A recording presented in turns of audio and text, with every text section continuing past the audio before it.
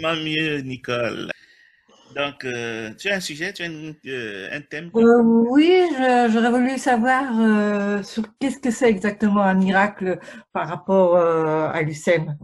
un miracle, c'est quelque chose qui sort de l'ordinaire. Hmm. Donc, pour savoir ce que c'est qu'un miracle, il faut déjà savoir ce que c'est que l'ordinaire.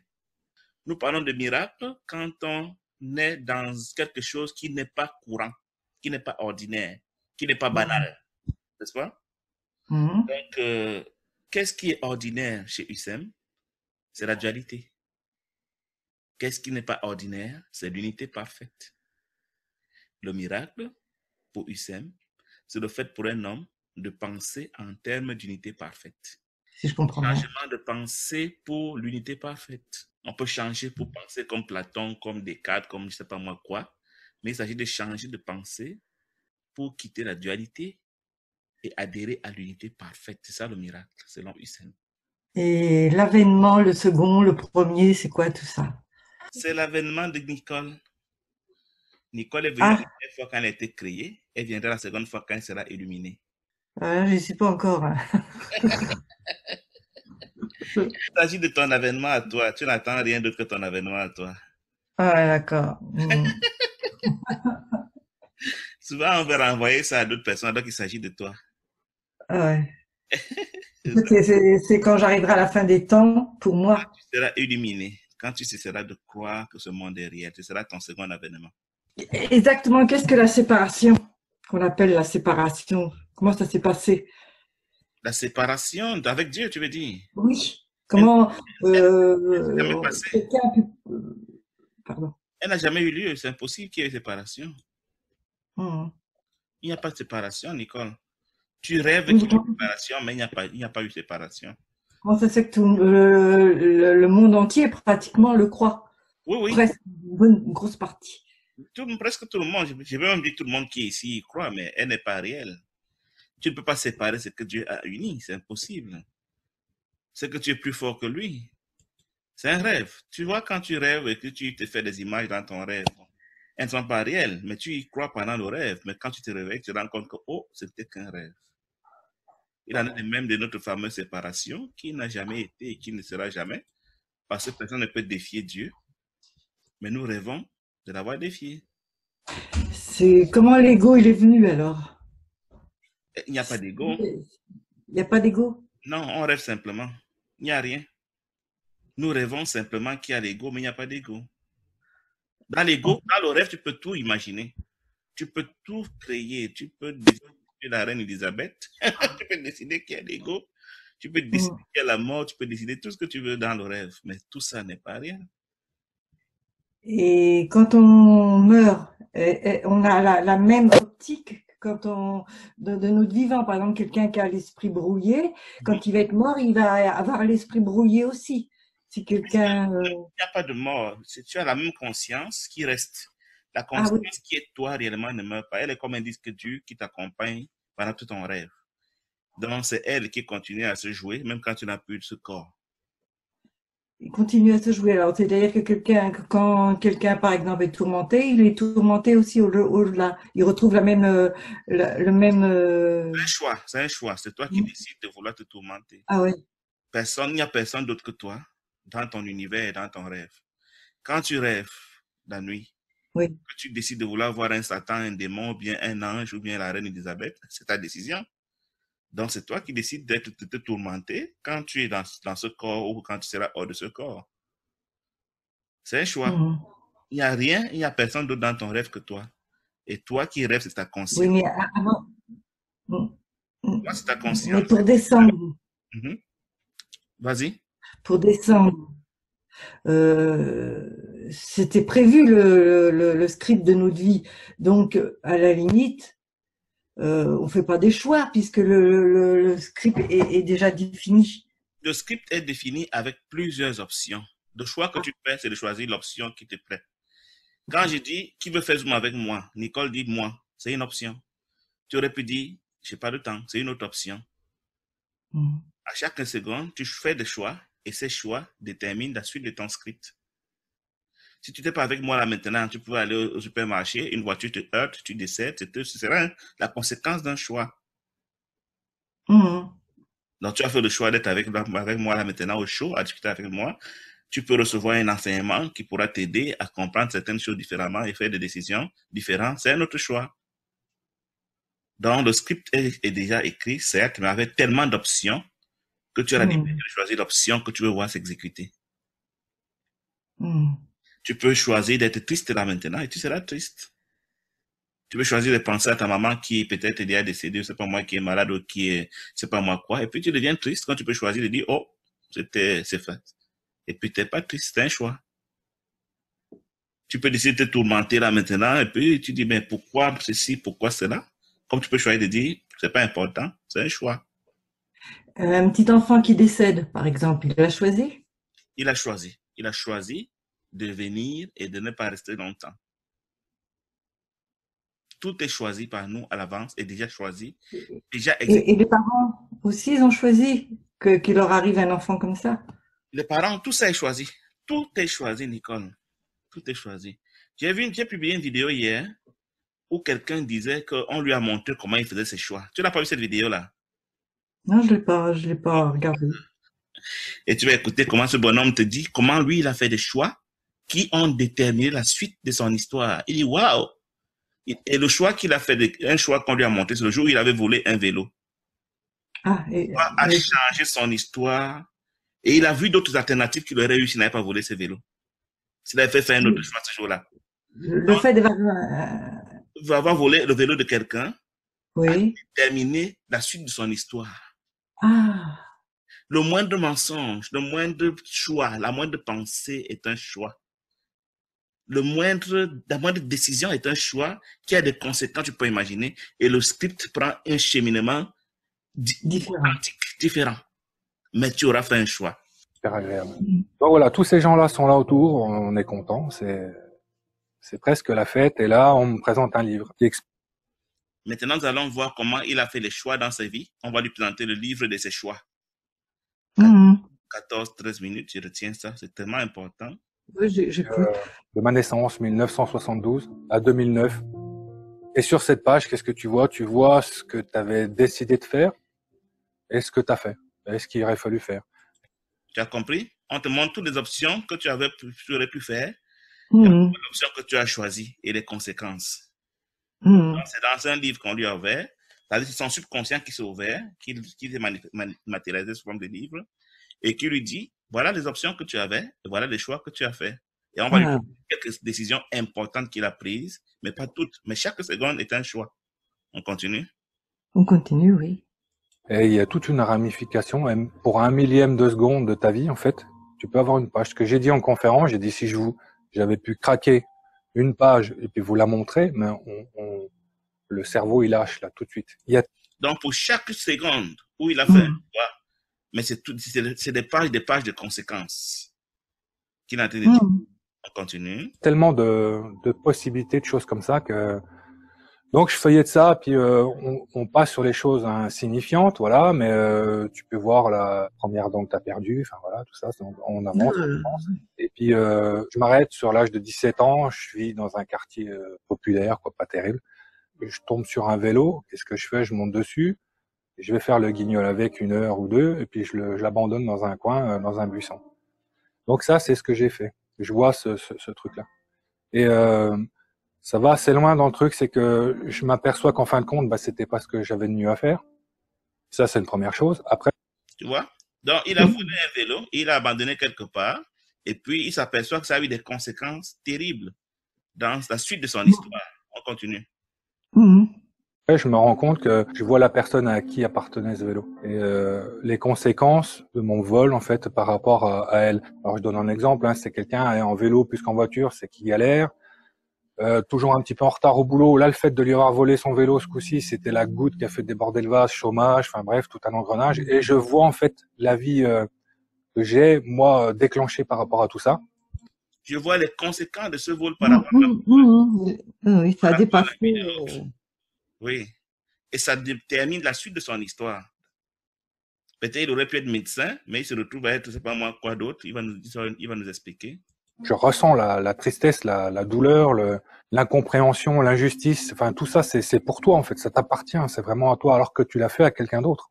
Mais c'est à toi. Mm. Et c'est là que j'ai compris quand on parle d'unité, en fait. On est tous là, séparés les uns des autres par une matière. Mais énergétiquement, on est tous là. C'est vraiment ça qu'il faut comprendre. Donc, au niveau des sentiments, tout ça, tu prends tout ça en pleine poire. Donc, tu vas faire une réflexion à quelqu'un qui va vraiment le blesser. Tu prends ce que tu as fait, quoi. Tu fais une Ah oui. rupture, tu vas le blesser, tu prends des conséquences. C'est à toi que tu Oui, as. oui. Et ça va En fait, c'est soi-même qu'on se blesse quand on fait des choses pas terribles. tout ce qu'on fait, en bien ou en mal, c'est à soi-même qu'on le fait. D'accord, Et ça détermine la suite de ton histoire, c'est tes choix. d'accord, d'accord, c'est ça Vraiment, alors. pour moi, ça a vraiment flashé, quoi. C'était vraiment... Je me disais, bordel, t'étais pas venu là pour ça, quoi. C'était vraiment Mm. fait autrement, quoi. Comme si on m'ouvrait les yeux. Et ce que Mm. j'explique, c'est que j'ai été amené à me juger. Bon, je ramène ce conseil, là aussi, ça fait un peu jugement dernier, tu vois. C'est vraiment, voilà, toutes ces personnes étaient là avec moi et d'accord avec toutes les décisions que j'avais prises. C'est-à-dire que, voilà, c'est bien, t'as pris un vélo, tu t'es amusé, nickel. Et puis on m'amenait, mais je l'ai fait moi tout seul, à me dire, ben non, non, c'est pas bien, arrêtez. C'est pas bien, c'est ça qu'il fallait faire. Mais tous les gens qui étaient autour de moi étaient avec moi. Enfin, Donc, tous les gens qui étaient là, son jugement dernier, son propre jugement de lui-même, personne ne l'a Mm. jugé, personne ne l'a critiqué, personne ne lui a dit tu aurais dû. C'est lui-même qui disait non, non, non, vous me trompez, j'aurais dû, je n'ai pas dû. Oui, oui. Non, il se C'est juge lui-même, c'est lui avec lui. lui avec lui. Les autres ne font aucun commentaire accusateur parce que sinon ils seraient en train de s'accuser eux-mêmes. Connaissant ça, Mm. eux, ils sont au niveau où ils ne peuvent pas l'accuser, mais lui, comme il est encore à son niveau, il Mais, s'accuse. mais comment il a fait pour se retrouver comme ça en arrière, revoir sa vie? C'est une histoire de mort imminente qu'il raconte. Je t'envoie le lien de la vidéo. était, voilà, c'est vraiment ce côté amour inconditionnel, en fait. Ça aurait pu être le dernier des derniers, c'était parfait. Mais c'est toi-même, en fait. Tu vas venir t'amener à te juger et tu vas dire, bah non, en fait, c'est pas ça et je suis pas comme ça, en fait. Et donc, c'est comme ça qu'il fallait réagir. Même mon grand-père qui était là vraiment en tant que guide m'a pas dit, tiens, t'as vu ça, si, non, il est intervenu sur rien du tout. Simplement, une contrainte, c'est de me mettre devant ses livres et de me faire réagir.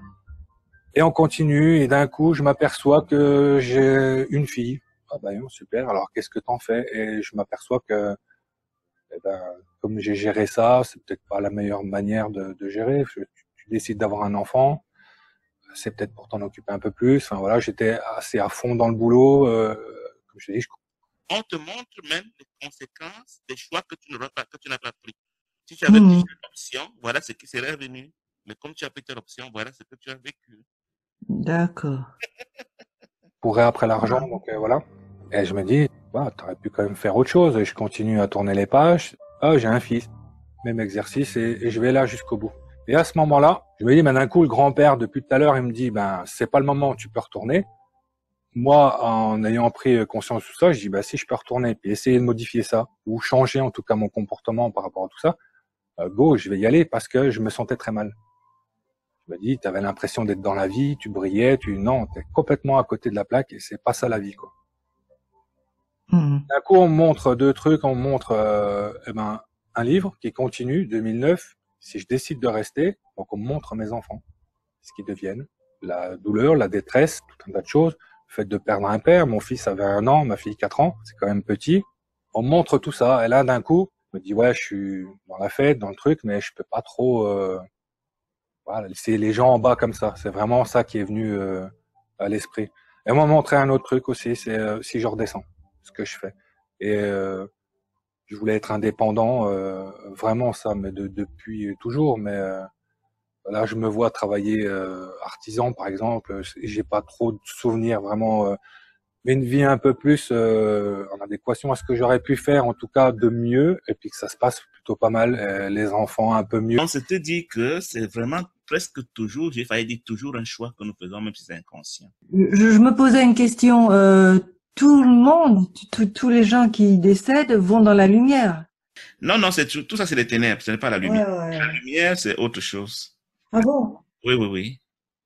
Ouais. Alors, au début, on rentre dans quelque chose où on se sent bien, et après, on se sent comme on a quitté la Terre. Tout ça, c'est l'équivalent de la Terre à une autre dimension. La lumière véritable est 1 milliard de fois ce que tu es en train de dire là. C'est-à-dire que quand tu es dans certaines dimensions de lumière, quand tu sors des ténèbres, la moindre rayon de lumière te semble être glorieux. Mais on dit que ce n'est pas encore la lumière. Ouais. La lumière, c'est autre chose que tu ne peux pas encore t'imaginer. Tous les témoignages de mort imminente ne te parlent pas de la lumière, ils te parlent des ténèbres un peu plus éclairées. Et après, c'est comme ils se retrouvent dans la dimension dans laquelle ils ont quitté le monde.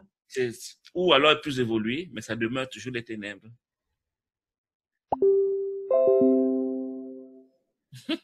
La lumière, c'est quelque chose que toi et moi, on ne peut pas décrire. C'est quelque chose que personne ne peut décrire tant qu'il est encore ici. Il n'y a pas de mots. On ne peut pas l'expérimenter. On peut l'expérimenter ponctuellement comme Gary Renard. On appelle ça la révélation. Mais c'est quelque chose qui n'a pas, on ne peut pas le décrire. Ça n'a pas de mots. C'est tellement glorieux que ça dépasse tout ce que tu peux t'imaginer comme concept. On appelle ça une lumière parce qu'on n'a pas de mots pour le désigner. Oui, c'est-à-dire quand on sort d'ici, même si c'est les ténèbres, on se sent bien par rapport au monde plus ténébreux d'ici. Enfin, c'est ça. On est vraiment dans une galère, hein, faut dire la vérité. C'est ça. On peut compter sur personne, les gens sont changeants. Il n'y a pas de gens, il n'y a que toi. Enfin, oui. Il n'y a pas de gens, Nicole, il n'y a personne à accuser, il n'y a que toi. Il n'y a qu'un esprit. Il n'y a qu'un esprit, c'est toi. C'est un esprit fragmenté en 8 milliards de personnes entre temps. Mais chaque personne pense qu'elle est tout. Non, pas qu'elle pense, chacun est le tout, sans le savoir. Chacun est le tout. C'est un peu comme si on te disait que le rayon du soleil est l'équivalent du soleil parce qu'on ne peut pas le distinguer du soleil dans sa nature. Donc chacun est comme un rayon de soleil et en même temps tu es tout le soleil. Quand le cours dit rien de réel ne peut être menacé, il est en train de dire rien de réel ne peut être divisé. La réalité, c'est l'unité. Tout ce qui est divisible n'est pas réel. Ce que Dieu a créé, c'est l'unité. Donc, quand le cours dit rien de réel ne peut être menacé, il est en train de dire rien de ce qui est créé par Dieu ne peut être divisé. Ce qui veut dire que si quelque chose est divisible ou divisé, ce n'est pas réel. Parce que Dieu a énoncé que rien de ce qui est créé par lui ne peut être divisé. Si tu imagines que tu as quelque chose que tu as divisé, c'est que tu es en train de fantasmer.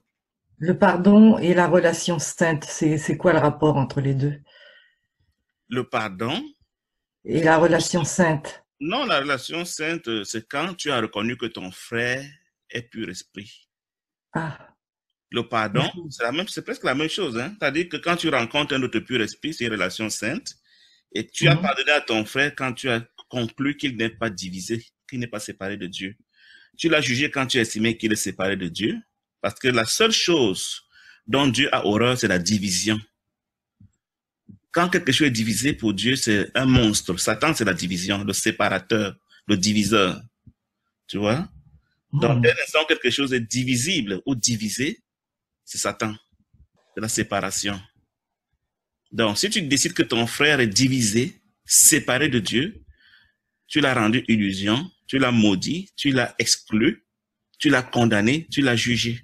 Mais si tu conclus que ton frère est un avec Dieu comme il a été créé, que ce qui a été uni par Dieu ne peut pas être séparé, tu lui as pardonné, tu l'as reconnu comme étant toi, c'est en cela que tu as eu une relation sainte avec ton frère. Donc le seul mal dans l'univers est dans la division, la séparation, l'exclusion, la discrimination. Un seul être humain que tu discrimines, un seul que tu juges, un seul que tu condamnes, c'est toi-même que tu as condamné et tu te condamnes à demeurer dans l'incarnation rêvée, parce qu'elle n'est pas réelle. L'incarnation rêvée est pour les gens qui croient qu'ils ont la conscience individuelle, ils n'ont pas la conscience collective. Le Christ est la conscience collective, l'amour de tous sans discrimination, alors que les rêveurs, c'est des personnes qui croient être séparées individuelles et qui luttent pour elles et pour leur famille et pour leur religion contre le reste qu'elles estiment être perdu. C'est ça qui fait le rêve, c'est ça qui fait la maladie, la seule maladie dont nous souffrons. L'exclusion, la division, la séparation. Qu'est-ce que la vision sainte? La vision sainte, c'est le fait de reconnaître que tout être humain est pur esprit, l'égal de Dieu. C'est ça la vision sainte. Parce que quand tu es au ciel, il n'y a que le pur esprit et rien d'autre. Donc, mais si tu crois que tu n'es pas au ciel, alors tu vas voir les corps, les personnages, tu vas voir les ennemis, tu vas voir les arbres, tu vas voir les maisons. Mais quand tu es au ciel et que tu as la vision du Saint-Esprit, c'est elle la vision sainte qui fait que tu ne vois que le pur esprit partout, tout le monde est Christ. C'est ça la vision sainte. C'est ça la vision qu'on acquiert quand on est dit éveillé. Celui qui est éveillé ne voit plus que le Christ partout et rien d'autre. Et la paix de Dieu, c'est la même chose. Dès l'instant où tout le monde est le Christ, tu ne peux plus avoir peur de personne. Du coup, tu te sens invulnérable et tu n'as plus peur. Nous avons peur parce que nous croyons voir des monstres. Tout ce qui n'est pas moi est un monstre. Et comme le monstre est une menace pour moi, alors j'ai peur parce que je ne sais jamais quel coup Nicole va me faire, quel coup Polo ou Emmanuel ou Joseph vont me faire. C'est pour ça que j'ai peur. Mais si je savais que Nicole est inoffensive et qu'elle est moi, je n'aurais plus peur. Donc la paix de Dieu n'est possible que quand j'ai compris que tout le monde est le Christ et que personne ne peut me nuire. Qu'est-ce que la particularité? Je ne sais pas ce que ça veut dire, particularité. Qu'est-ce que tu veux dire par là? Je sais pas, les amours particuliers. Les amours particuliers, ce n'est pas différent d'une secte, d'une loge, d'une religion. C'est-à-dire que tu choisis d'aimer certaines personnes plus que d'autres. Ça t'exclut de la lumière, ça t'exclut du salut. Puisque Dieu, lui, veut que tu aimes tout le monde pareil. Aime ton prochain comme toi-même. Tu choisis d'aimer ton mari, ta femme, tes enfants plus que les autres. Mieux que les autres. Ça t'exclut de la lumière. Ça t'exclut de l'éveil. Donc, toutes ces choses particulières sont des pièges contre notre éveil. Ça nous donne d'aimer les uns plus que les autres. Du coup, on n'est pas le Christ parce que le Christ aime tout le monde pareil. Qu'est-ce que la justice de Dieu? Ben, la justice de Dieu, c'est que tout le monde est innocent, tout le monde est non coupable. Personne n'a jamais rien fait de mal, selon Dieu. Donc, si tu crois que quelqu'un a fait du mal, et comme tu es un avec Dieu, c'est que cette personne est avec Dieu, tu es en train de dire que Dieu a commis le mal. Pour Hussein, Dieu étant un avec son fils, sa création, si tu accuses son fils, c'est lui que tu as accusé. Donc, pour lui, personne ne peut jamais avoir commis aucun mal. Parce que le mal n'est pas possible. Il est tellement puissant que personne ne peut défier sa volonté. Nul ne peut faire autre chose que sa volonté, si ce n'est dans un rêve. Donc, si tu crois faire quelque chose qui n'est pas sa volonté, tu es en train de rêver. Je ne suis pas victime du monde, alors. Il n'y a pas de monde. S'il y avait le monde. Ah oui, oui. Je ne suis pas victime de... Victime de rien, mon parce qu'il n'y a scénario. pas de monde. C'est vrai que... Il n'y a pas de monde. D'abord, il dit rien que ce que je vois ne signifie quoi que ce soit. Parce que ce n'est pas là. C'est un rêve. Ça va disparaître quand tu vas t'éveiller. Tu vas te rendre compte que tu avais rêvé Guy, tu avais rêvé les maisons, les voitures, les enfants, le mari. Ça n'a jamais été. Ça n'aura jamais été. C'est un rêve. C'est un rêve qui a tellement duré qu'on le prend pour réel, mais ça n'en demeure pas moins un rêve. On était bien avec Dieu pour qu'on a pris cette décision d'aller voir ailleurs comme ça. C'est une belle question. Moi, je dirais plutôt qu'on s'est endormi. Pourquoi on s'est endormi? C'est la seule question à laquelle je peux dire que très peu de personnes, y compris moi, ont une réponse claire. Pourquoi on a choisi de nous endormir? Mais le fait est là. On rêve. Si on rêve, c'est que quelque chose s'est passé. C'est des questions auxquelles on aura des réponses quand on va se réveiller. Tu sais, quand on dort, on ne peut pas dire je dors. Mais dès que tu dis je suis éveillé, tu dis oh, j'ai dormi. Donc quand on va s'éveiller, on saura pourquoi on avait dormi. Dieu nous surveille dans notre sommeil. Surveiller, c'est un gros mot, ça fait policier. Il est avec nous. C'est vrai. Maman veille son enfant. Il veille sur nous avec amour. Encore qu'il n'y a rien à craindre pour qu'il veille. Il constate que l'enfant dort et puis il est calme. L'enfant se réveillera tôt ou tard. On dit Dieu est dans tout ce que je vois. Alors comment il peut ne pas être là et en même temps il est dans tout ce qu'on voit? Il n'est pas dans ce que je vois en termes de matériel. Il est partout. Mais seulement parce que je suis en train de rêver, je ne le vois pas. Ce que je vois dans mon rêve n'est pas réel. Il est dans la réalité et non pas dans mon rêve. Ah, il n'est pas dans le rêve? Non, il est dans la réalité. Donc, ce que je vois dans le rêve n'est pas réel. Et Dieu ne vient pas se balader dans mon rêve. Je ne peux pas l'attirer dans mon rêve. C'est tout ce que je ne peux pas fabriquer dans mon rêve, c'est Dieu. Je peux tout faire de mon rêve, sauf introduire Dieu dans mon rêve. C'est impossible. Alors, quand on prie à qui? Quand on prie, pendant qu'on rêve, on prie. Ma foi, ça dépend. Si tu pries, ça dépend de. Si tu pries en termes d'unité, en quête d'unité, alors c'est le Saint-Esprit qui va te répondre. Mais si tu pries en termes de dualité, c'est l'ego qui va te répondre. Nous avons deux interlocuteurs dans le rêve, c'est le Saint-Esprit et l'ego. Selon que tu demandes à connaître la vérité, l'unité, tu interagis avec le Saint-Esprit en pensée. Mais si tu pries dans le but de réussir dans la dualité et de promouvoir la séparation, tu interagis avec l'ego.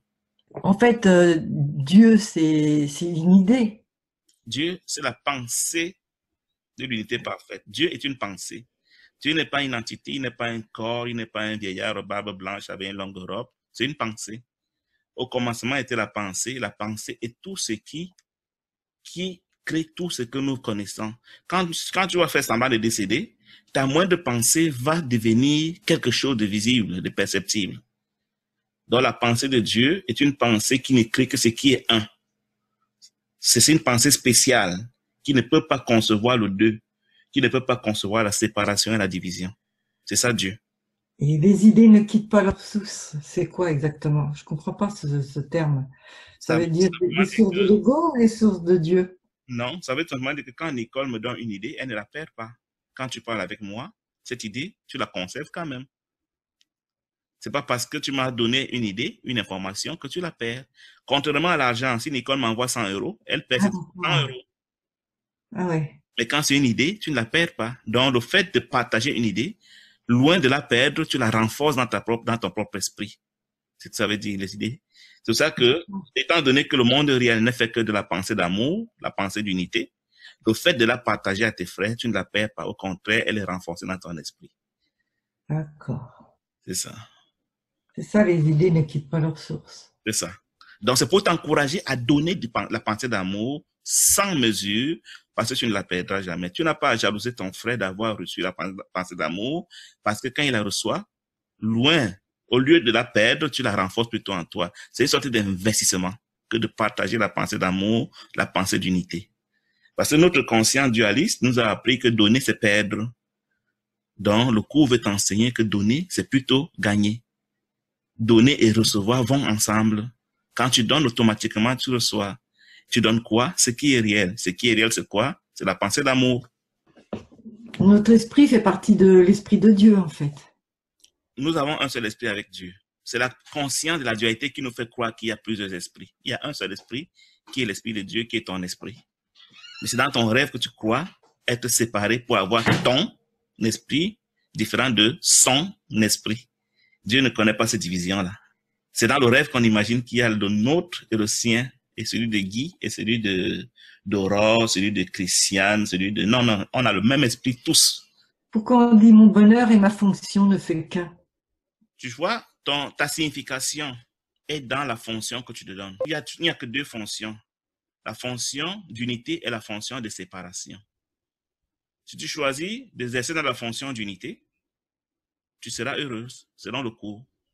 Tu choisis d'œuvrer dans la fonction de la division, de la séparation, tu ne pourras pas être heureuse. Donc, ton bonheur est lié à la fonction que tu attribues entre promouvoir l'unité ou promouvoir la séparation. Robert, bienvenue. Allô, allô. Bienvenue. Est-ce que vous m'entendez? Parfaitement. Bonjour à tous. Bonjour Désiré, bonjour Nicole, bonjour Robert. Sentez-vous libre. Moi, je me fais fort de répondre à vos questions s'il y en a. Nicole en a posé une bonne tonne là maintenant. Elle en avait vraiment au bout des doigts. Mais j'apprécie, j'apprécie. Allez-y, vous avez la parole. Oui. Qu'est-ce que ça veut dire exactement? Je suis tel que Dieu m'a créé. Ça veut dire que ce que Dieu a créé ne peut pas changer. Croire que ce que Dieu a créé a changé, c'est une folie. Donc, je suis resté ce que Dieu a créé, je n'ai jamais changé. Ce qui semble changer en moi ne peut pas être de Dieu. Oui, je ne suis pas ce corps. Parce qu'il change, ce que Dieu crée ne change jamais. Ah oui, c'est vrai que tout ce qui n'est pas éternel n'est pas de Dieu. Non, Dieu est éternel, il ne crée que ce qui est éternel. Oui, frère Guy, est-ce que tu peux encore un peu nous éclaircir sur le fait d'un seul esprit?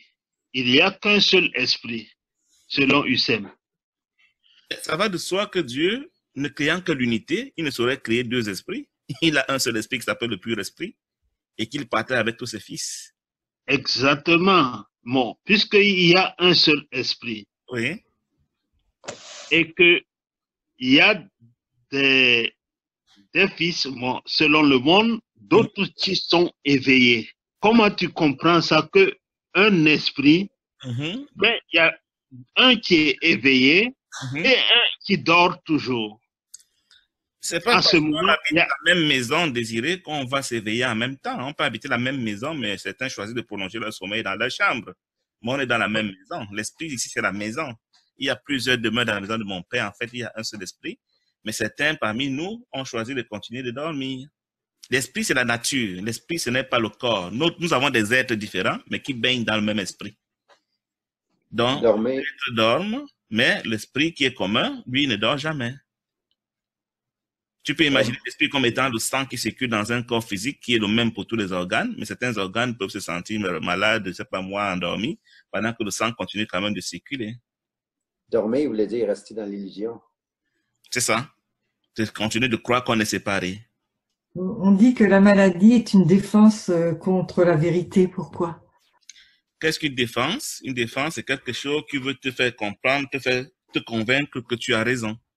C'est ça une défense. Donc, tu as choisi de convaincre Dieu de ce que tu es un corps, alors tu dis, la preuve, c'est que je suis malade. Donc, tu dis à Dieu, la preuve que je suis un corps, je suis malade, j'ai bien un handicap. Et je suis couché au lit et je souffre, donc je suis un corps. C'est en cela que la maladie tend à vouloir faire mentir la vérité qui dit que tu es l'égal de Dieu. Et tu dis à Dieu, écoute, si je suis ton égal, ben, je ne vois pas ça, hein, dans la mesure où moi, je suis malade. C'est ça, une défense. Une défense, quelque chose qui tend à faire mentir l'unité, quelque chose qui tend à faire mentir Dieu. Je donne les miracles que j'ai reçus, ça veut dire quoi? Ça veut dire que tout ce que je donne, je le reçois. Une loi de l'esprit dit tout ce que je fais à l'autre, je le fais à moi-même instantanément. Ah oui, puisqu'il n'y a pas de monde. Il n'y a pas de monde. Il n'y a que moi. En fait, c'est simple. Puisque l'esprit est unique, quand je fais à un, je fais à tout le monde, y compris moi. En fait, je fais à moi parce que je suis le seul esprit dans mon rêve. Et il dit aussi, je peux choisir de changer toute pensée qui blesse. Chaque pensée n'a besoin que d'être interprétée. Je peux choisir de dire que l'insulte de mon frère était une bénédiction. Comme je peux décider que son insulte était pour m'offenser. Donc, c'est qu'une question d'interprétation. Ce n'est pas la pensée qui est importante, mais c'est l'interprétation que je lui donne. Elle peut être une pensée de bénédiction, une pensée de malédiction, selon mon interprétation, la même pensée. Là, c'est sur le jugement. Je juge toutes les choses que je voudrais qu'elles soient, comme je voudrais qu'elles soient.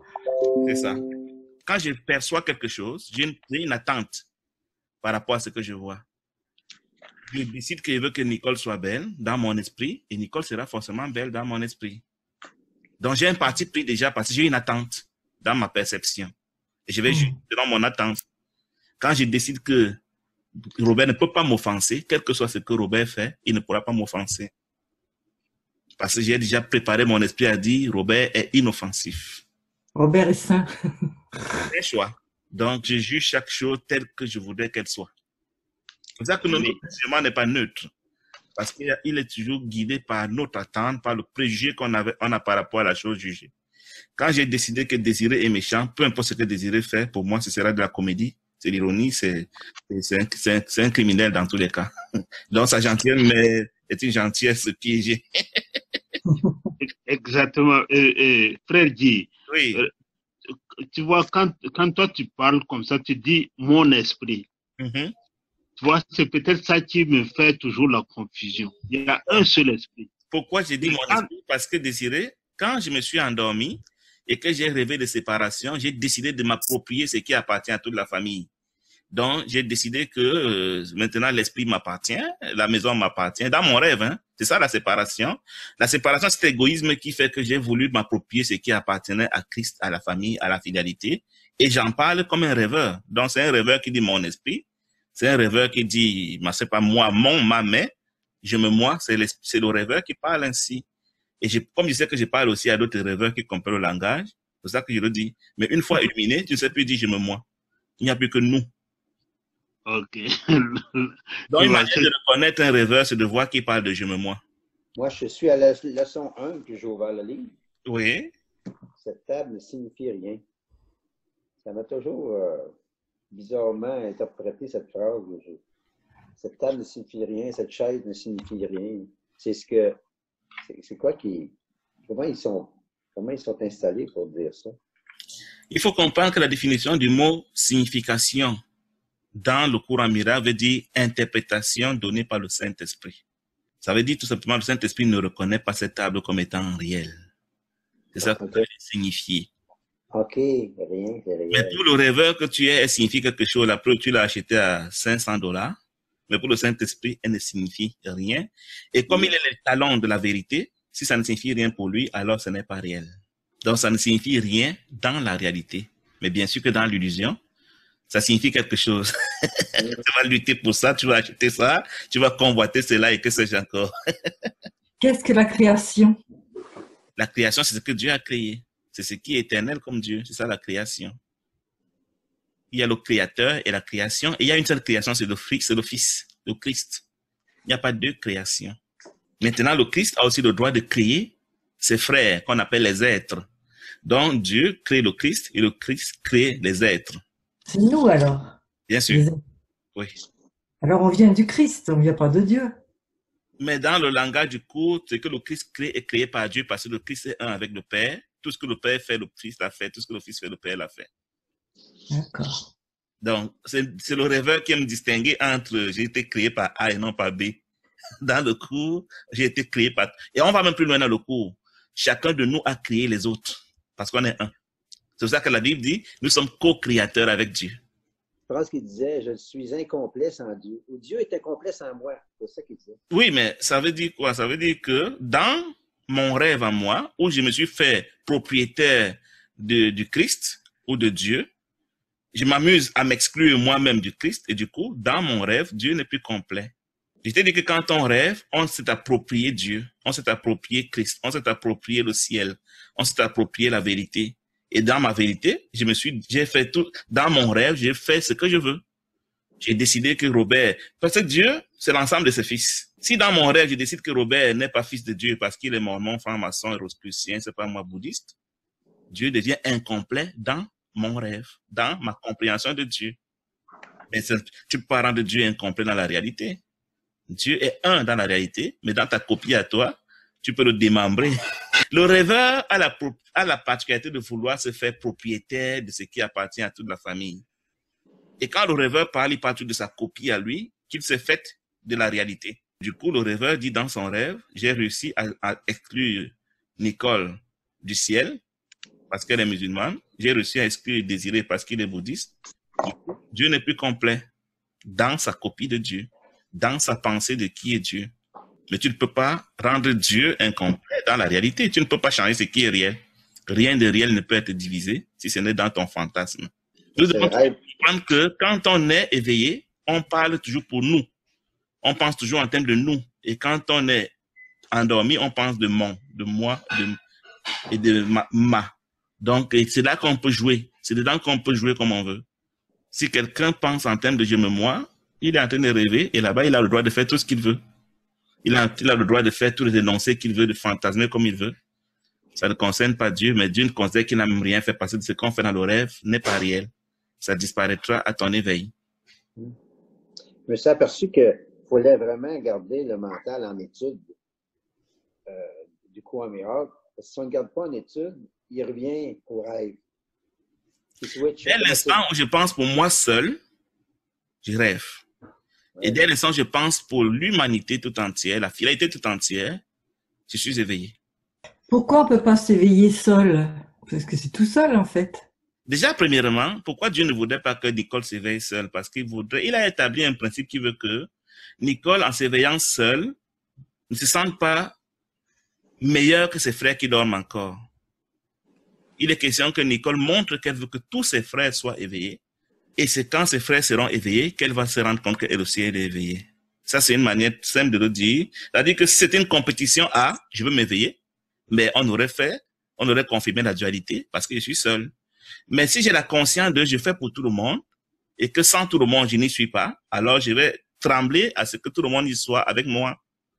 Parce que le Christ, c'est la conscience collective, le moi qui rêve, c'est la conscience individuelle. Donc, si je suis le Christ, la maman qui sait que son bateau est en train de se noyer, qui est en train de faire un naufrage, et qui a ses 10 enfants dans le bateau, ne fuit pas seule, elle descend dans le bateau. Elle pense d'abord à sauver ses 10 enfants avant de se sauver elle-même. Donc, si j'ai la conscience de Christ, c'est comme ça que je pense. Mais si je veux m'éveiller seul, ça devient la conscience du rêve. C'est pas ça, la réalité. C'est pour ça qu'on ne peut pas s'éveiller seul. Mais le cours en miracle donne une autre explication que je vais te donner. Je sais pas si ça va passer. Tu peux imaginer que la vérité en nous est recouverte par une monticule d'erreurs. C'est-à-dire que la lumière de Dieu en nous, qu'on appelle le pur esprit, a été recouverte par les pensées et les croyances dualistes. Tu vois? Du coup, elle ne peut plus t'éclairer toi-même. Et le cours en miracle dit, donne quand même cette lumière à ton frère. Étant donné que la tienne est voilée et qu'elle ne peut pas t'éveiller, dis à ton frère, toi, tu es lumière. Le fait de lui dire, va aller activer sa lumière à lui, qui en retour va venir activer la tienne. Tu vois? Pour t'éveiller, il faut que ta lumière éclaire tes ténèbres et qu'elle dissipe tes pensées dualistes. Or, tellement tu es convaincu que tes pensées dualistes sont vraies, que ce n'est pas toi-même qui peux les attaquer. Mais c'est en voyant l'unité en ton frère que tu vas dire, oh, l'unité est possible. La preuve, Robert est dans l'unité. Et c'est comme ça que tu vas changer ta compréhension de la dualité à l'unité toi aussi. Donc, c'est une question de famille, un travail collaboratif. C'est pas une affaire individuelle. Puisque nous sommes un, si tu te veilles seul, et les autres, tu les mets où? C'est toujours toi qui es endormi si les autres dorment encore. En fait, il faut être le monde entier. Enfin, toutes les petites parcelles, il faut qu'elles s'éveillent. Elles sont toi, toutes les parcelles sont toi. Donc, tu as intérêt à sauver tous tes enfants avant de te sauver toi-même. Tu es comme le commandant du bateau, qui ne peut pas fuir le bateau avant que tous ses passagers aient été sauvés. Moi, je dis ce qui cause la souffrance, c'est que je rends le rêve réel. Et vous m'avez dit l'autre jour, laisse passer le rêve. Oui. Laisse le film se dérouler. Puis joue le rôle en se souvenant qu'il n'est pas réel. Donc, joue ton rôle, mais embarque pas dans sa réalité. Quand tu vas au cinéma, Robert, et que tu vois qu'un méchant est en train de violer un enfant de 6 mois, une scène imaginaire, tu peux dire, mon Dieu, quelle méchanceté. Tu te mets à pleurer à chaudes larmes au point de sortir de la salle étant attristé, dire, le monde est méchant. C'est pas possible ce que je viens de voir. Tu es entré dans le personnage du rêve comme un personnage du rêve et tu as hérité des souffrances des personnages du rêve alors que ce n'est qu'un film. Tu peux aussi te dire de temps assis, oh, c'est un tournage, c'est dans un studio. Il y a des caméras derrière, il y a des projecteurs, il y a quelqu'un qui est en train de dire, on tourne, arrête, image, ainsi de suite. Donc, ce n'est qu'un film et puis tu restes zen. Donc, tu souffres quand tu t'identifies au personnage d'un film illusoire, d'un film, quelque chose qui n'est pas réel. Tu en as le rôle d'un acteur et puis tu hérites de ces souffrances alléguées. Mais si tu te rends compte de ce que cet existant n'est qu'un film, tu vas laisser les scènes passer comme on les laisse passer au cinéma et puis à la fin du cinéma, tu sors de la salle. Le secret, c'est de les laisser passer. J'ai laissé le film se dérouler. Souvent, quand moi je regarde un film d'horreur, quand j'avais encore vraiment peur de films d'horreur, il suffisait que je me souvienne que non, il y a un caméraman derrière. Et puis je disais, oh, ça c'est la blague. Mais si j'oublie qu'il y a un caméraman derrière, un réalisateur qui sont en train de donner des ordres, j'entre dans la peau du supplicié, je vais souffrir. C'est ce que nous faisons quand nous identifions au personnage du film que nous croyons qu'il est nous. Mais mon film, il est tellement réel dans l'action qu'on est dans le présent, à le visionner, à le vivre, à être dedans, à vivre l'attaque. Il est ton film parce que tu as choisi d'être un personnage du film. Mais si tu te dissocies du personnage du film, il ne sera plus ton film, il sera un film. C'est ça qui est dur à faire, hein? C'est ça que j'ai dit, le moi, le mon, le ma, le je me moi. C'est ça qui fait souffrir. Dès l'instant où ça devient mon film, alors je deviens partie prenante du film et je vais donc hériter des conséquences du film. Okay, c'est le film. C'est ça. La chaque fois que tu vas dire moi, mon, ma, tu es déjà entré dans la souffrance. tu vas hériter des émotions de ce mon moi, ma. Comment la guérison et l'expiation sont-elles reliées? C'est quoi la maladie? C'est le fait de croire que la séparation, la division de Dieu est possible. C'est quoi la guérison? C'est de rendre compte de ce que tu ne peux pas diviser Dieu. L'expiation, c'est Dieu qui te dit, ma fille Nicole, tu as cru m'avoir divisé, tu t'es trompé. C'est impossible. Je ne t'en veux pas. C'était un rêve. Ne te sens pas coupable. Il n'y a jamais eu de division et de séparation. C'est ça l'expiation.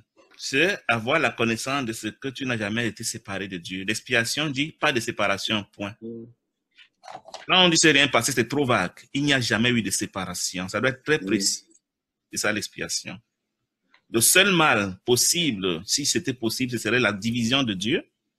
L'expiation, c'est Dieu qui te console en te disant, tu n'as jamais pu me diviser. Ne t'en veux pas. Moi, je ne t'en veux pas. Oui, tu as rêvé de ça, mais c'était qu'un rêve. Tu ne peux pas t'en vouloir pour un rêve, voyons. Et on est pris à jamais dans ce fameux rêve. Pas à jamais. Il n'y a aucun rêve qui soit éternel parce que le rêve n'est pas de Dieu. Non, mais je veux dire, il revient. On y est encore, on y est encore. Il revient cogner à la porte. On y est encore, mais on en sortira. C'est inévitable. Il revient cogner à la porte tout le temps. Tout le monde s'éveillera tôt ou tard. C'est inévitable. C'est la peur qui fait ça. La peur même n'est qu'une conséquence de la croyance à la séparation. Tu ne peux avoir peur, il faut dire que je m'isole d'abord et croire que je suis seul. C'est la séparation qui est tout le mal. La croyance en la séparation. Dès que je suis séparé, je deviens faible, je me sens seul et j'ai peur et tout le reste suit. Je commence à développer des défenses pour me protéger, pour attaquer, parce que je me sens vulnérable. Dans l'unité, il n'y a pas de peur. Pas du tout, puisque dans l'unité, il n'y a pas d'adversaire. Ben oui. Il n'y a que un. L'unité veut dire un. Et quand il y a un, il n'y a pas d'opposé. Il n'y a pas d'adversaire. Il n'y a donc pas de pensée de danger et du coup, il n'y a pas de peur. J'ai peur quand je crois qu'il y a un monstre en face. Et le monstre, il faut que je l'ai créé dans la dualité. Qu'est-ce que les enseignants de Dieu? Un enseignant de Dieu, c'est quelqu'un qui enseigne aux gens que la séparation n'est pas possible. Tout le monde peut le faire. Tout le monde a le droit, puisqu'on est un.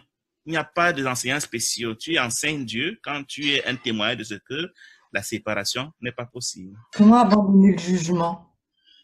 Juger, c'est dire à l'autre qu'il est un corps. Il faut toujours définir le mot avant de savoir comment l'abandonner. Cesser de juger, c'est cesser de croire que l'autre est un corps. Quelle est la signification réelle du sacrifice? Sacrifice, ça ne se connaît pas ça au ciel. C'est une invention du rêve. Il n'y a pas de sacrifice au ciel. Ouais.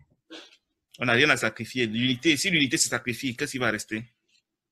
Si le un se sacrifie, qu'est-ce qui va rester? Rien. Donc, c'est un concept du rêve. Tu peux sacrifier dans le rêve, mais pas dans la réalité. Tu peux crucifier dans le rêve, mais pas dans la réalité. Le Saint-Esprit parle pour moi aujourd'hui, ça veut dire quoi? Tu choisis de penser avec lui ou tu choisis de penser avec l'ego. Il n'y a que deux enseignants. C'est toi qui choisis de te confier à lui pour qu'il parle pour toi. Si tu parles, par défaut, c'est l'ego qui parle pour toi. C'est quand tu choisis le Saint-Esprit que lui, il est gentleman. Il vient parler pour toi seulement quand tu l'invites. Et comment on peut le savoir? Des fois, on peut se tromper. Mais une fois que tu fais confiance à ton papa, tu n'as plus besoin de vérifier qu'il a été fidèle. Maintenant, quand tu l'as choisi, il devrait te conduire à la pensée de l'unité. Si tu dis que tu l'as choisi et que tu t'attelles à chercher la dualité, c'est que c'est pas lui que tu as choisi. On le choisit pas par les mots, on le choisit par le vécu, par les pensées. Si tu es porté à conquérir la dualité, ce n'est pas lui que tu as choisi parce que lui ne comprend pas le langage de la dualité. Virginio dit le péché aussi est un concept du rêve, oui. Puisque le péché c'est le mal, il n'y a pas de mal dans la réalité. Le ciel, il n'y a que Dieu et Dieu ne saurait pécher. Il faut toujours comprendre que si un pêche, c'est tout le monde qui a péché au ciel. Donc, si tu pêches au ciel, c'est que Dieu a péché. Et comme Dieu ne peut pas concevoir ça, c'est, tu n'as qu'à fabriquer ton péché dans le rêve, mais pas dans la réalité. Est-ce parce que Dieu n'agit pas dans la matière? Est-ce pour cela qu'on a l'impression que c'est très facile de choisir l'ego que de choisir le Saint-Esprit? Tu sais, quand tu dis matière, c'est l'équivalent de rêve. Oui. Quand on a dit que Dieu ne vient pas s'inviter dans notre rêve, ça va de soi.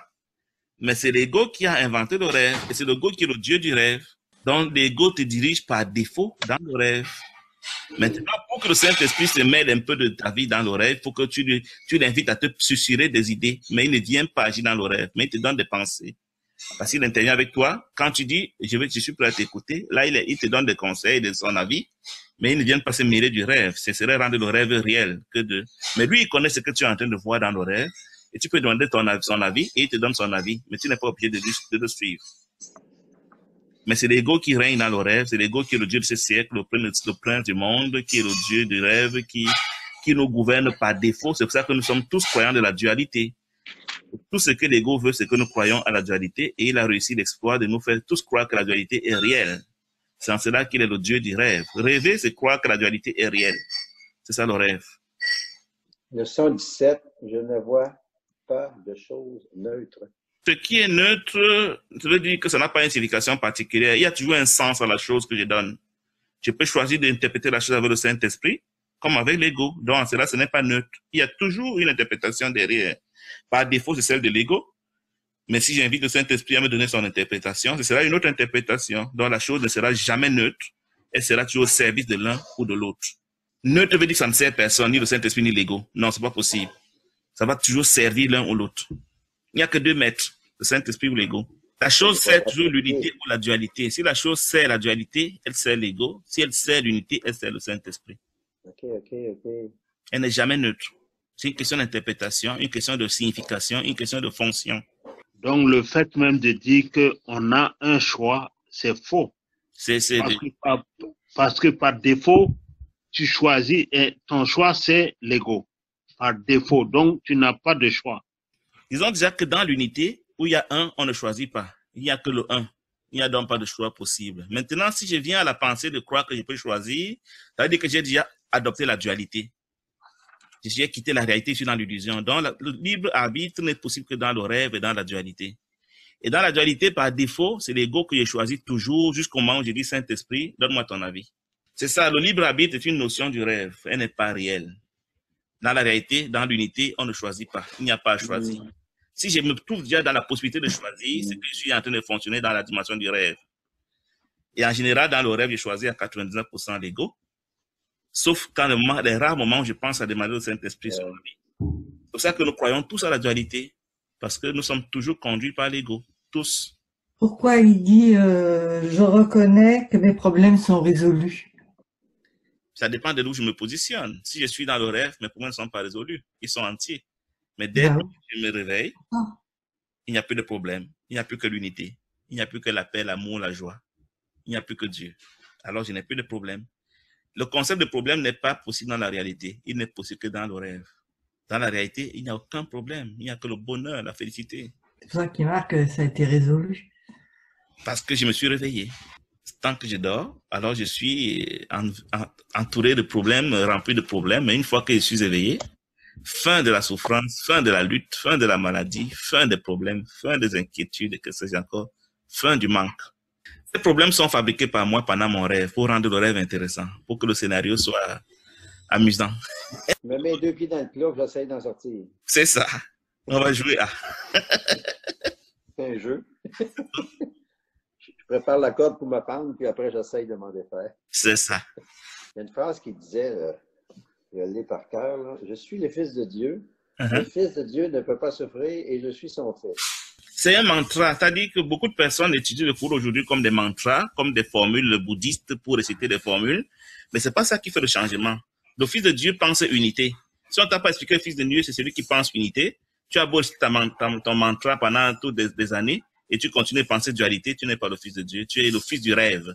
On est vrai le Fils de Dieu dans l'absolu, mais tant qu'on pense dualité, on est en train de rêver et on passe à côté de son héritage. Donc le fait de réciter « Je suis le Fils de Dieu » dans un rêve, tu peux dire la réciter ça toute ta vie, ça ne change rien. Ouais. T'amener à penser comme Dieu. Et comme Dieu pense unité, le Fils de Dieu pense unité. Le Fils de Dieu ne peut pas souffrir. Dès l'instant où tu penses unité, tu n'as plus d'adversaire, tu n'as plus de problème, tu ne peux plus souffrir. Ouais. Tu passes sous la protection de ton Père. Qu'est-ce que le pardon? Je vais parler un langage très terre à terre.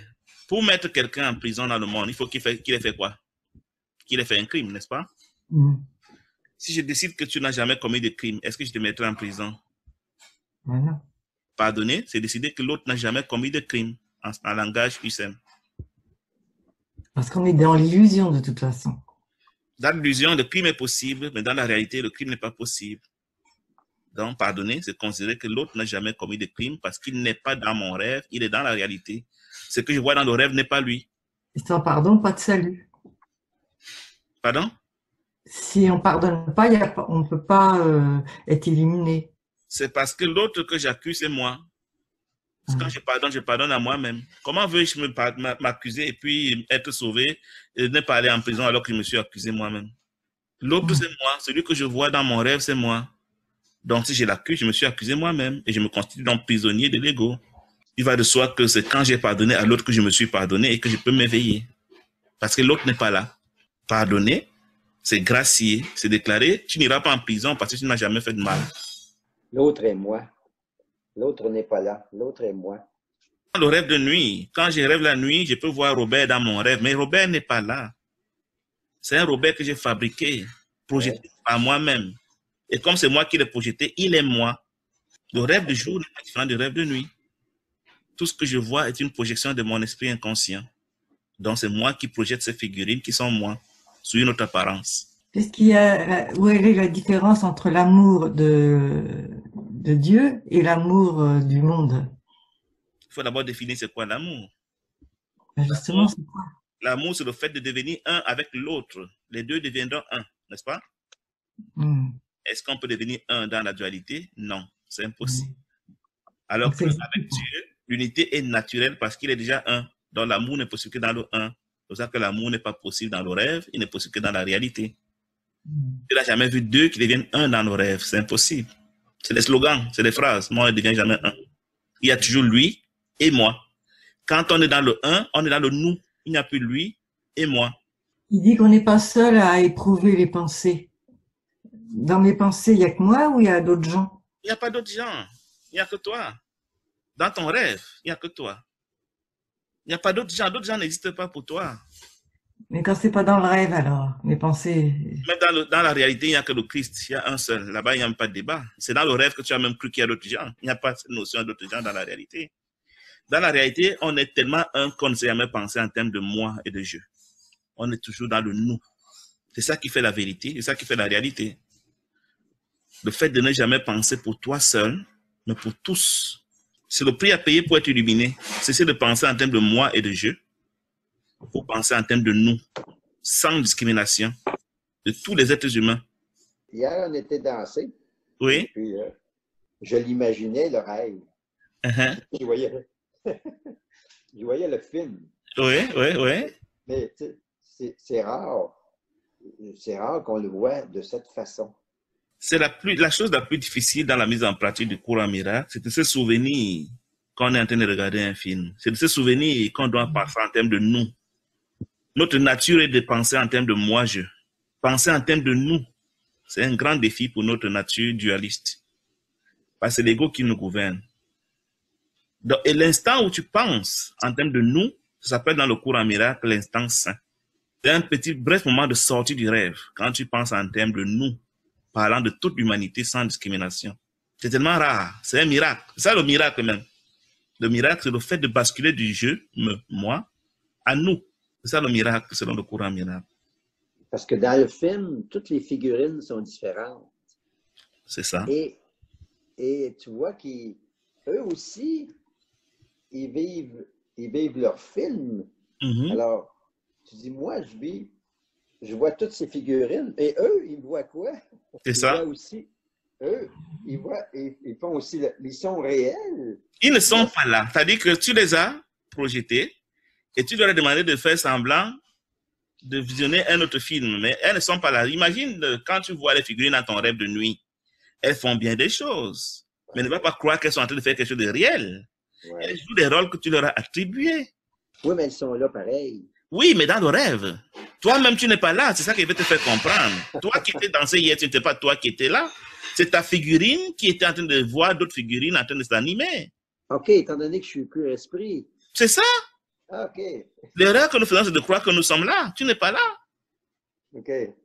Tu es une figurine parmi tant d'autres, toi qui regardais le qui était allé danser. Okay. C'est quand tu crois que tu es là que tu es en train de rêver. C'est ça. Donc tu es en train de regarder un rêve ou un film dans lequel toi aussi tu as une figurine qui joue à être toi. Qu'est-ce qu'on peut faire pour faire disparaître le rêve? La manière radicale pour faire disparaître le rêve, c'est de voir que tous les êtres humains sont Dieu, pas moins que ça. C'est-à-dire de conviction, de pensée. Quand tu vois un être humain, pas à toi, tu penses d'abord aux autres.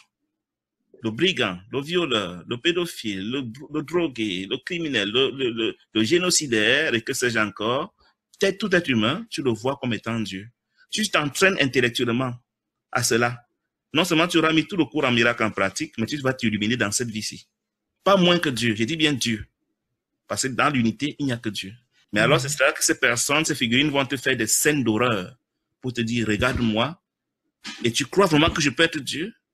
Et c'est à toi de te faire violent pour dire, oui, désolé, ce n'est pas toi qui es en train d'agir, tu es Dieu. Ça, c'est la solution radicale pour s'éveiller en une seule vie. Et le contraire, si quelqu'un se suicide, par exemple, alors là, il va souffrir davantage après sa mort. Il n'existe pas cette personne qui est suicidée. C'est une figurine qui est suicidée. Il n'y a personne dans nos rêves, ce n'est que des figurines. C'est des personnages qui jouent des rôles pour t'amener à les juger. Mais il va être réincarné en fonction de ce qu'il a fait. Il n'y a pas d'incarnation. Tu as inventé la figurine pour qu'elle fasse des choses pour que tu la juges. Si tu crois que l'autre qui s'est suicidé, c'est quelqu'un d'autre que toi, tu es en train de rêver. Tu lui as donné le rôle de suicider pour que toi, tu le juges. Dès l'instant où il y a quelqu'un d'autre dans ton rêve, tu es en train de rêver. Les leçons de Jésus. Chaque jour, on a une leçon de Jésus. Il y a un livre d'exercices dans le cours en miracle qui fait 360 exercices, je ne sais pas trop bien, qui a pour vocation de t'aider à reformater ta manière de penser. C'est-à-dire qu'il sait que tu es dualiste jusque dans l'ADN. Et à force de faire des répétitions, il t'entraîne à penser unité. C'est ça qu'on appelle les leçons du cours en miracle. C'est un entraînement intellectuel qui, à force de le faire, on espère, va t'amener à entrer dans la conscience de l'unité, à penser unité. Mais le cours en miracle te dit, vois Robert et pense qu'il est Dieu. Point. C'est ça la fin du cours en miracle. Si tu veux appeler ça religion de Dieu, alors tu vas dire une religion où tout le monde est Dieu. Si ça t'amuse, il n'y a pas de problème. Mais ça, le cours en miracle te recommande de ne plus jamais rien voir d'autre que Dieu pour te retrouver au ciel. Parce qu'au ciel, tu ne verras que Dieu. Si tu ne peux pas encore accepter sur la terre que Robert est Dieu et que tu t'éveilles, tu t'élimines pour le voir au ciel dans son occurrence réelle, tu seras choqué de dire, mais qu'est-ce qu'il fait ici? Il ne mérite pas d'être ici. Parce que tu l'avais exclu dans le rêve. Donc, dans le rêve, tu apprends à souffrir, entre guillemets, même si ce n'est pas une souffrance, de voir Robert au ciel. C'est alors que tu t'éveilles, tu ne seras pas choqué de voir qu'il est au ciel. C'est ça le cours en miracle. Maintenant, tu peux appeler ça religion, philosophie, c'est pas moi, spiritualité. C'est des mots. Le but du cours, c'est quoi? Dans le rêve, j'ai décidé qu'il y a certaines personnes qui ne méritent pas le ciel. Il me dit, apprenons à les aimer. Apprenons à accepter qu'il y a ces personnes au ciel parce qu'elles sont réellement au ciel. C'est ça le but du cours en miracle. C'est ça le résumé du cours en miracle. C'est ça le miracle. On souffre de cette culpabilité inconsciente. De d'où vient cette culpabilité inconsciente? La culpabilité, c'est que j'ai jugé les autres. Je me suis jugé moi-même. Parfois, celui que j'ai jugé a même oublié que je l'ai offensé. C'est moi-même qui crois de ma culpabilité. Oh, il y a 20 ans, je lui avais mal répondu. Ça remonte de temps en temps. Tu te tortures seul. Alors qu'il n'y a rien eu si ce n'est un acte dans un rêve. Il faut le pardonner. Il faut se pardonner à soi-même, de dire je n'avais rien fait. J'avais cru que je l'avais insulté. Mais finalement, c'était pas aussi grave que ça, c'était dans le rêve. Plus dur, c'est se pardonner à soi-même. On peut même souvent pardonner aux autres, apparemment, encore que les autres, c'est toujours nous. Mais nous pardonner à nous-mêmes, c'est ça la culpabilité. Il n'y a pas aussi le fait aussi qu'on est descendu, en fait, qu'on n'est pas resté avec Dieu. On croit avoir tué Dieu ou lui avoir fait... Ça, c'est la même chose. J'ai offensé Dieu, j'ai offensé mon frère, ça revient au même. Ouais. J'ai cru que j'ai fait le mal, j'ai cru que j'ai péché, et je mérite une sanction, je mérite une punition, alors je me culpabilise. C'est ça qui nous fait.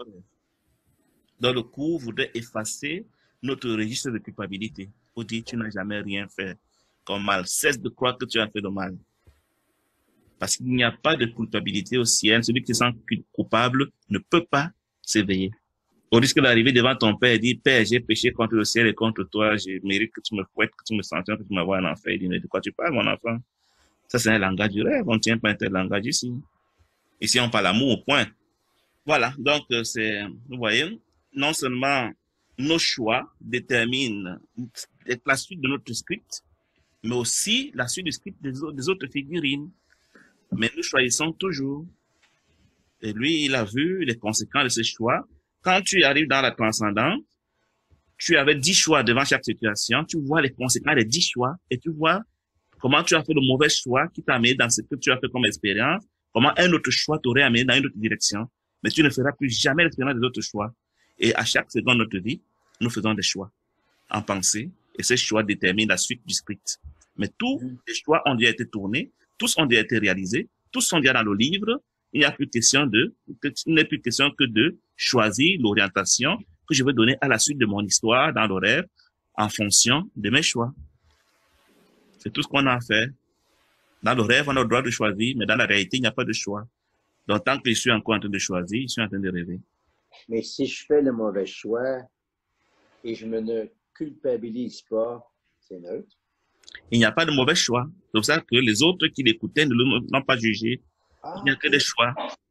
La notion de bien et de mal, c'est encore une notion d'ego, de dualité. C'est moi qui vais juger moi-même au bout. Toi seul qui décide que c'est un mauvais choix. Pour les autres, c'est bien, tu as fait un choix, point. Ils ne connaissent pas la notion de bien ou de mal. Peu importe le choix. Peu importe le choix, c'est toi qui peux décider de les étiqueter, mais les autres qui ont compris que rien n'est mauvais dans l'absolu, tout est dans la question de savoir avec qui tu l'as fait, ils vont pas te juger. Et le comble, c'est que ces choses, on les connaît avant de venir. On a même pensé au choix qu'on pense qu'on fera. Mais une fois arrivé ici, on oublie ces choix. Parce qu'on a oublié l'histoire. On se met à faire des choix dynamiques et puis on se rend compte que, oh, c'est pas ce que j'avais prévu.